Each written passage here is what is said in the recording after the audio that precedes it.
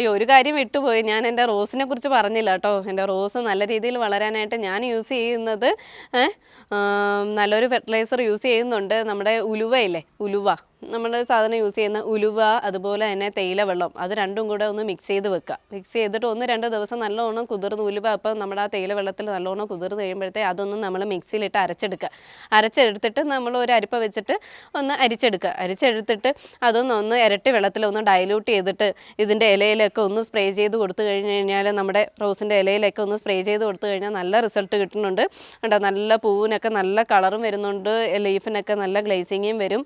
അത് നല്ലൊരു ഫെർട്ടിലൈസറാണ് കേട്ടോ, ഞാൻ യൂസ് ചെയ്തിട്ട്. അതുപോലെ തന്നെ ഈ കീടങ്ങളൊക്കെ വരുവാണെങ്കിൽ ഈ ഉലുവയുടെ സ്മെല്ല് ഇത് കൊണ്ടായിരിക്കും കീടങ്ങളും നമുക്ക് വലിയ രീതിയിൽ അഫക്റ്റ് ചെയ്യത്തില്ല.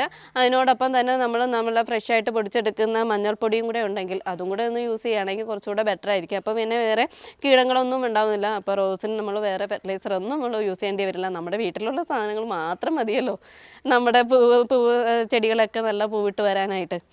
അതാണ് നമുക്ക് കൂടുതലും നമ്മൾ തന്നെ വീട്ടിലുണ്ടാകുന്ന കിട്ടുന്നതിന് വെച്ച് തന്നെ നമ്മളുടെ ചെടികളെയും കൂടെ രക്ഷിച്ചെടുക്കുക. അല്ലാതെ ഈ രാസവളമൊക്കെ കൊടുത്തിട്ട് നമ്മുടെ മക്കളെ പോലെയല്ല നമ്മൾ നോക്കണേ, പിന്നെ അവരെ എന്തിനാണ് നമ്മൾ വെറുതെ നശിപ്പിച്ച് കളയണേ.